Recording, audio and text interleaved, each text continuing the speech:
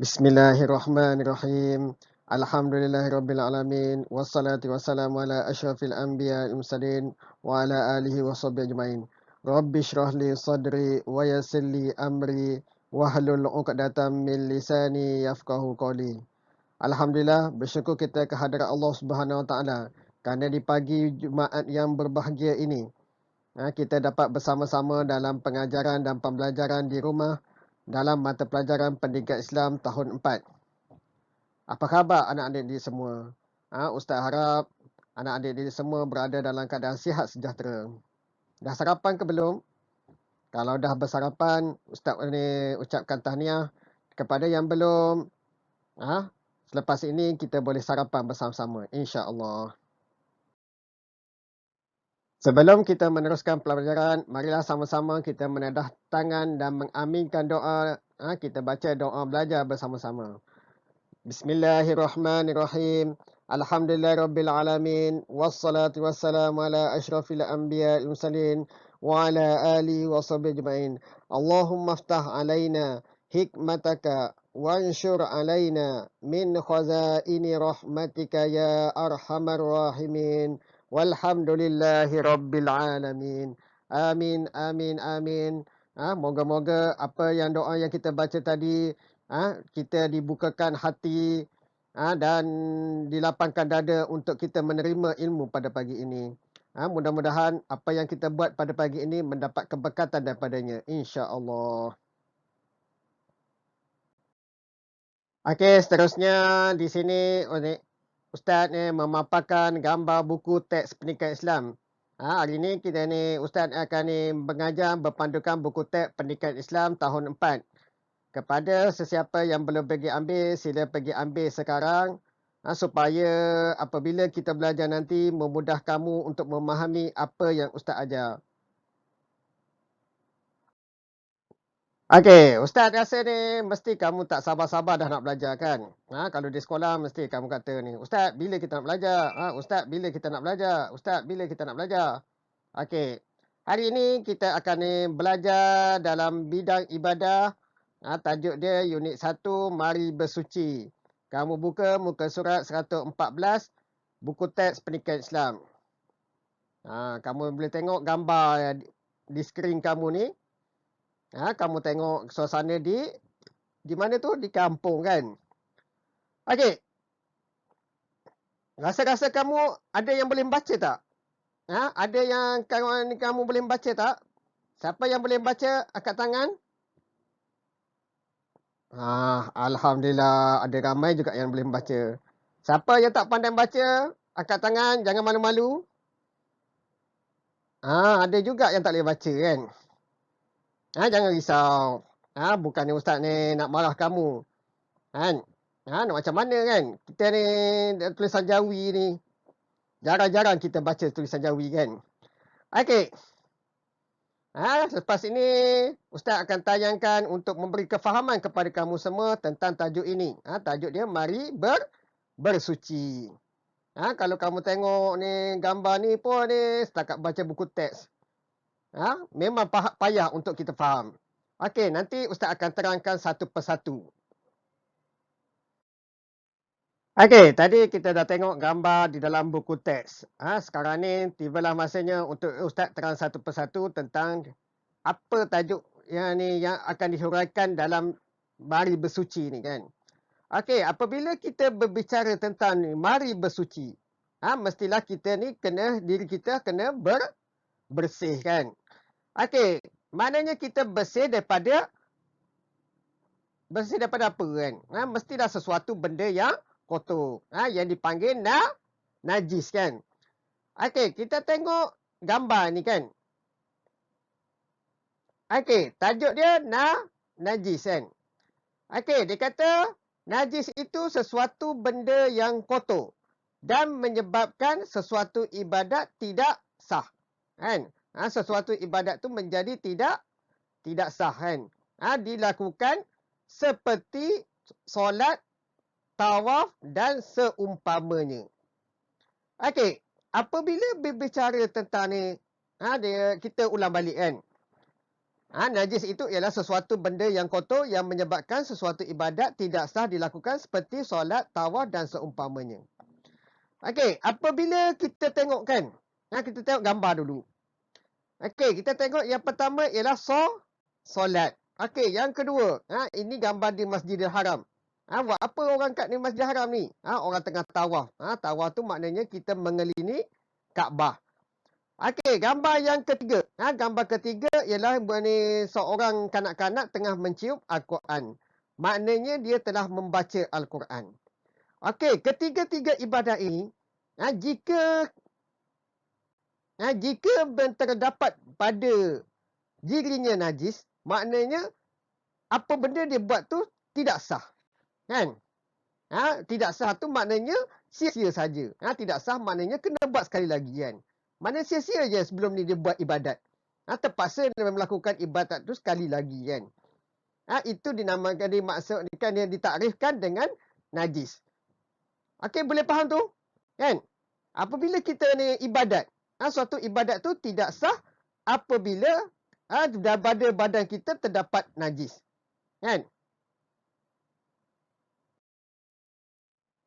Okey, tadi kita telah tengok pengertian najis kan. Okey, sekarang ni Ustaz nak tunjuk kamu tentang contoh-contoh najis. Okey, kita tengok yang pertama. Kita tengok yang pertama dia kata anjing ataupun babi dan terbitannya. Anjing dan babi dan terbitannya.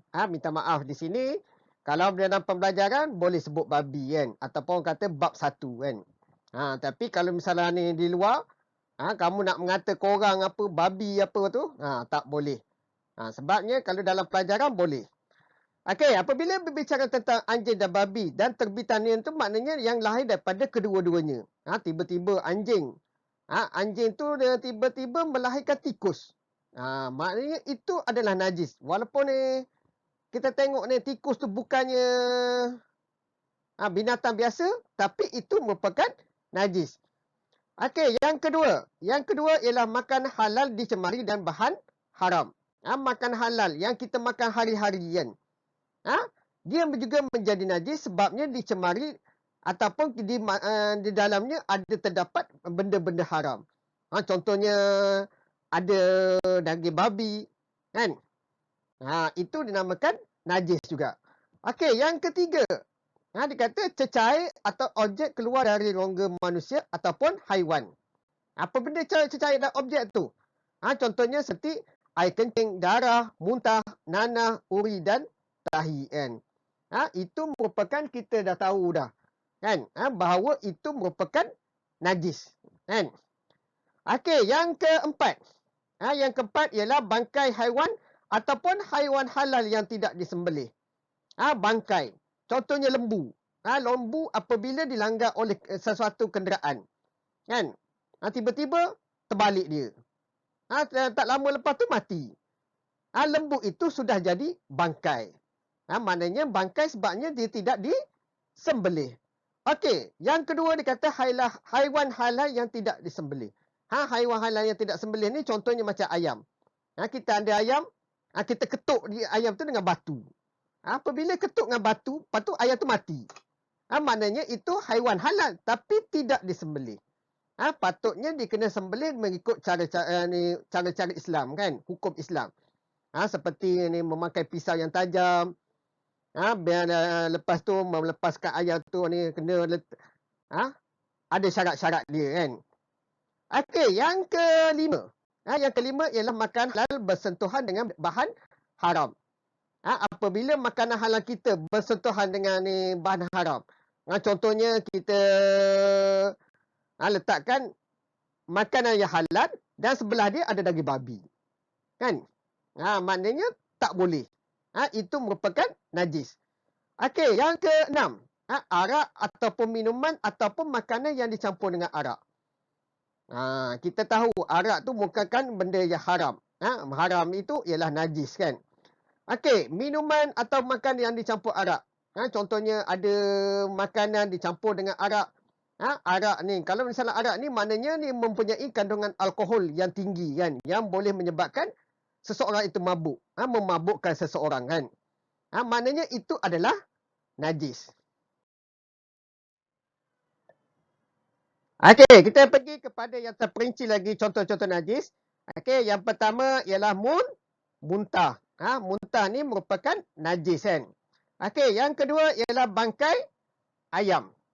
Bangkai ayam ni merupakan najis. Yang ketiga ialah darah.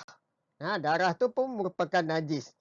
Okey, yang keempat ialah air kencing. Air kencing kanak-kanak lelaki kan. Okey, seterusnya. Seterusnya ialah anjing. Anjing pun merupakan najis. Okey, yang seterusnya ialah nanah. Nanah ni pun merupakan najis kan. Minta maaf kan kalau misalnya ni apa? Lighter tu tunjuk gambar lain kan. Okey, seterusnya ialah babi kan. Babi ni pun merupakan najis. Kan? Ini adalah contoh-contohnya. Lepas ini kita pergi lagi, terperinci lagi tentang najis-najis tu. Okey, tadi kita dah belajar tentang pengertian najis. Kita juga dah belajar tentang contoh-contoh najis. Sekarang ni kita akan belajar tentang jenis-jenis najis. Okey, jenis-jenis najis ni terbagi kepada 3. Yang pertama nama dia mukhaffafah. Mukhaffafah itu ialah najis ringan. Okey, yang kedua. Yang kedua ialah mutawassithah. Kan? Mutawassithah. Mutawassithah ni merupakan najis pertengahan. Okey, yang ketiga ialah mughallazah. Mughallazah tu ialah najis berat. Mughallazah ialah najis berat. Minta maaf. Ni ada kesilapan tulisan. Okey. Mesti kamu tertanya-tanya kan, kenapa mukhaffafah tu ringan, mengapa mughallazah tu berat? Kan? Ringan dengan berat ni ialah apa dia? Ringan dengan berat ni bukan dikira melalui dari sudut timbangan. Tapi cara penyucian dia. Mukhaffafah tu ringan sikit, mughallazah tu berat. Okey, contoh dibagi najis mukhaffafah ialah air kencing kanak-kanak lelaki. Kan? Contoh dia air kencing kanak-kanak lelaki. Okey, bagi contoh najis mutawassithah ialah darah dan tai kan. Okey, seterusnya yang terakhir ialah najis berat, iaitu mughallazah. Contoh dibagi ialah anjing dan babi kan. Okey, ni Ustaz ulang sekali lagi, jenis najis terbagi kepada 3, iaitu mukhaffafah, mutawassithah dan mughallazah.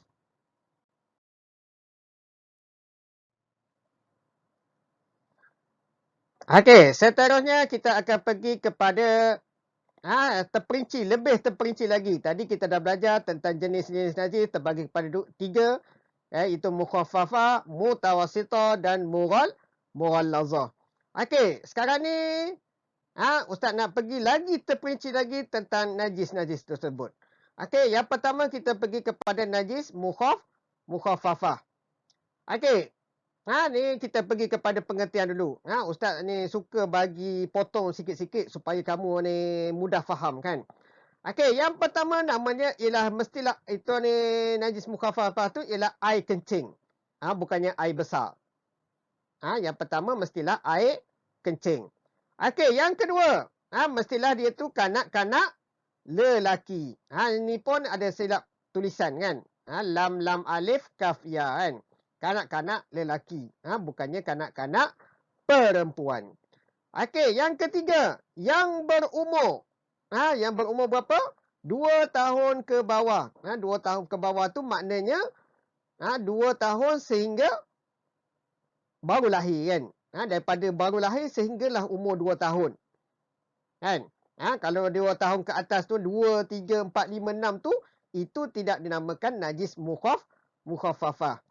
Okey, seterusnya dikata tidak makan dan minum. Tidak makan dan minum. Bukan kata ni dia tu tak makan tak minum. Tapi dikata kecuali kan. Ada perkataan kecuali. Kecuali dikata hanya minum. Kecuali ni maknanya hanya kan. Hanya dia tu minum susu ibunya sahaja. Susu ibunya sahaja. Okey, Ustaz ulang balik. Yang pertama dikata air kencing. Yang kedua, kanak-kanak lelaki. Yang ketiga, berumur 2 tahun ke bawah. Yang keempat, tidak makan dan minum kecuali tidak makan dan minum kecuali susu ibunya sahaja. Okey, boleh faham tu? Okey, seterusnya kita tengok tentang cara pembersihan najis mukhaffafah kan. Okey, dia kata renjiskan air mutlak. Renjis air mutlak ke tempat yang terkena najis.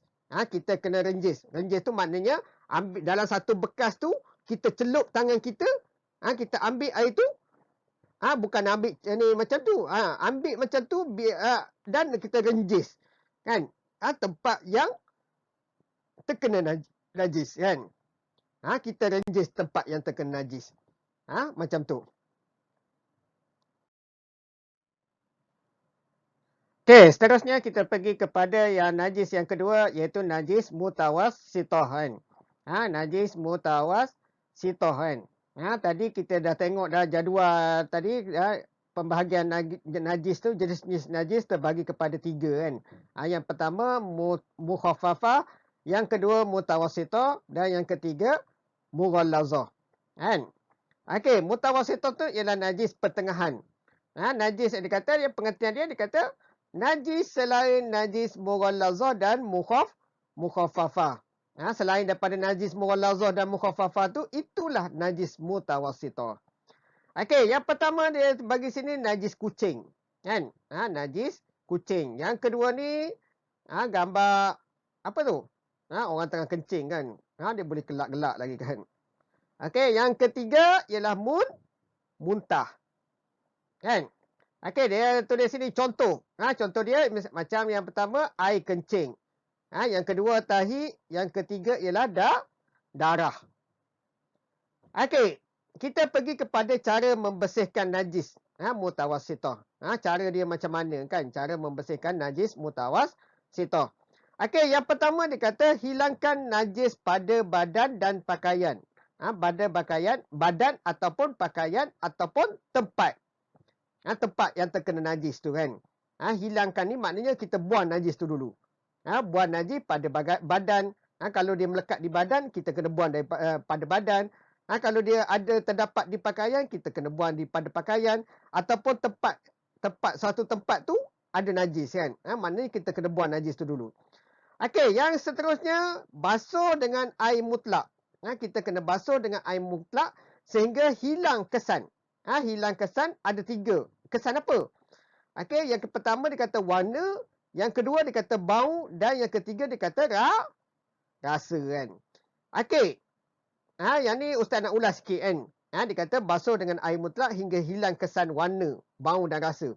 Kalau kita tengok yang pertama warna. Warna contohnya kain putih. Kain putih apabila terkena apa? Contoh dia kita ambil yang mudah iaitu kita kena darah. Darah tu kita tahu dah warna merah kan. Apabila darah melekat pada baju warna putih. Contohnya baju sekolah kamu, tiba-tiba ada darah kan di baju di badan kamu ada darah berdarah kan. Tiba-tiba melekat pada baju kamu yang warna putih. Kan? Maknanya baju dah putih tu dah jadi warna merah. Maknanya kenalah basuh baju itu sehingga hilang warna merah darah tu kan. Sehingga ni yang terlekat darah tu maknanya dah bersih. Kembali putih balik kan. Okey, yang kedua bau. Tiba-tiba melekat sesuatu. Contohnya kudis ke, najis ke, terlekat. Kamu basuh-basuh. Lepas tu kamu cium. Cium janganlah rapat sangat kan. Cium ni sekadar ni dah macam ada bau lagi kan. Maknanya itu tidak bersih lagi. Maknanya kamu kena bersih sekali lagi sehingga hilang kan. Hilang bau kan. Okey, yang ketiga rasa. Rasa ni bukan kita guna lidah. Tapi kita boleh juga merasa guna tapak tangan kan. Kita rasa dia macam melekit lagi tu. Maknanya itu masih terdapat lagi najis tu. Maknanya biarlah dia tu hilang terus. Rasa tu kan. Okey. Ustaz ulas sekali lagi cara membersihkan najis mutawassithah. Yang pertama, dia kena hilangkan najis. Kena buang najis tu pada badan ataupun pakaian atau tempat. Yang kedua, membasuh dengan air mutlak sehingga hilang kesan warna, bau dan rasa. Okey, seterusnya kita pergi kepada najis yang terakhir sekali, iaitu najis mughalladhah. Najis mughalladhah tu bila kita tengok ni jadual tadi, jenis-jenis najis tadi, najis mughalladhah dia kata najis berat kan. Okey, apakah pengertian najis mughalladhah? Dia kata dia kotak, dia buat kotak sini, anjing dan babi kan. Najis mughalladhah ni berasal daripada anjing dan babi kan. Dia kata dan keturunannya. Dan keturunannya yang lahir daripada keturunan anjing dan babi. Serta segala perkara yang berkaitan dengan kedua-duanya. Perkara yang berkaitan dengan kedua-duanya tu apa dia? Kita tengok contoh. Okey, yang pertama dia kata air kencing. Air kencing anjing dan babi kan. Ataupun air liur dia. Kerana kita tengok anjing kan. Dia selalu keluar lidah dia, terjelir-jelir kan. Bila lidah dia keluar, maknanya selalu ada air liur kan. Meleleh je air liur dia kan. Okey, yang ketiga ialah darah. Darah daripada anjing dan babi kan. Dia kata anjing atau babi kan. Okey, seterusnya kita pergi kepada cara membersihkan najis mughalladhah. Macam mana cara-cara dia? Tengok kepada nombor pun ni maknanya ada 3. Maknanya berat sikit kan. Okey, yang pertama, seperti biasa kita kena hilangkan najis pada badan, pakaian ataupun tempat. Kita kena hilangkan najis pada badan, pakaian atau tempat. Hilang tu maknanya buang. Kita kena buangkan najis tu dulu kan. Okey, yang kedua. Yang ni berat sikit kan. Dia kata basuh dengan air tanah 1 kali. Air yang bercampur tanah tu 1 kali. Sekali dengan air bercampur tanah. Okey, yang ketiga. Dia kata basuh dengan air mutlak. Sebanyak 6 kali kan. Air mutlak tu sebanyak 6 kali. Dan sehingga hilang kesan hilang kesan warna, bau dan rasa. Macam tadi kan. Macam najis mutawassithah. Dia kata hilang kesan warna, bau dan rasa. Okey, Ustaz ulang sekali lagi cara membersihkan najis mughalladhah. Yang pertama dia kata buang ataupun hilangkan najis pada yang melekat pada badan atau pakaian atau tempat. Yang kedua, kita basuh tu dengan air tanah. Bercampur tanah tu 1 kali. Yang ketiga, dia kata basuh dengan air mutlak sebanyak 6 kali. Sehingga hilang kesan warna, bau dan rasa. Dia tunjuk contoh sini kan. 6 kali dengan air mutlak. Dan 1 kali dengan air 1 kali dengan air tanah. Okey. Okey, kita tengok sini tadi dalam menyucikan najis mughalladhah, dia bersebut tentang air bercampur tanah.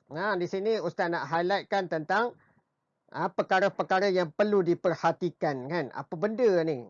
Perlu diperhatikan. Okey, yang pertama, merah lagi tulisan dia, iaitu mesti. Kita mesti menggunakan tanah, bukan debu. Debu macam kita buat tayamum tu, tak boleh. Ataupun pasir. Pasir pun tak boleh. Kan? Maknanya kena guna tanah. Tanah betul-betul kan. Tengok macam ni tanda right kan. Tanda betul. Tanda betul dekat tanah. Tanah dia, tanah macam ni. Kenapa ni? Yang kedua, yang tengok pangkah. Sebab ini debu ataupun pasir kan. Kenapa hikmah dia? Mungkin kerana kita ni berasal daripada tanah kan. Sebab itulah kena guna tanah. Okey, dia kata info. Najis babi dan anjing ialah najis mughalladhah. Najis mughalladhah tu ialah najis berat. Bukannya mutawassithah, sederhana. Kan?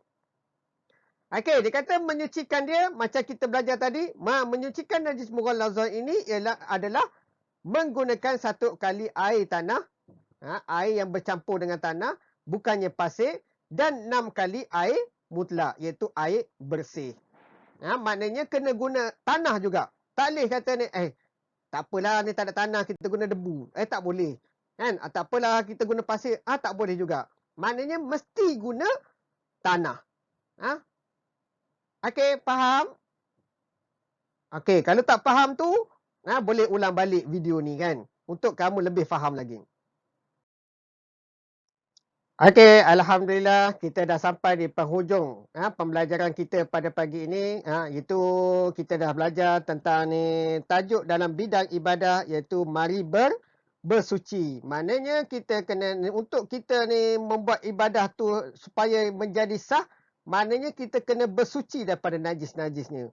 Kita juga dah belajar tentang najis, apa itu pengertian najis. Kita juga dah belajar tentang jenis-jenis contoh-contoh najis. Kita juga dah belajar tentang jenis-jenis najis. Najis terbagi kepada 3. Yang pertama najis mukhaffafah, yang kedua najis mutawasitah, yang ketiga najis mughallazah, dan juga kita dah belajar tentang cara-cara menyucikan ketiga-tiga najis tu. Ustaz harap apa yang penerangan yang Ustaz bagi tadi memberi kefahaman kepada kamu tentang tajuk ini. Semoga Ustaz doakan semoga kamu mendapat kefahaman yang jelas daripadanya kan, insya-Allah. Kalau tak faham lagi tu boleh ulang dan ulang lagi kan sehingga faham. Ulang video ni sehingga faham. Akhir kata yang baik itu datang daripada Allah Subhanahu Wa Taala dan yang kurang dan lemah itu datang daripada diri ustaz sendiri. Ustaz akhir ucapan wabillahi taufik wa hidayah. Wassalamualaikum warahmatullahi wabarakatuh. Sekian, terima kasih.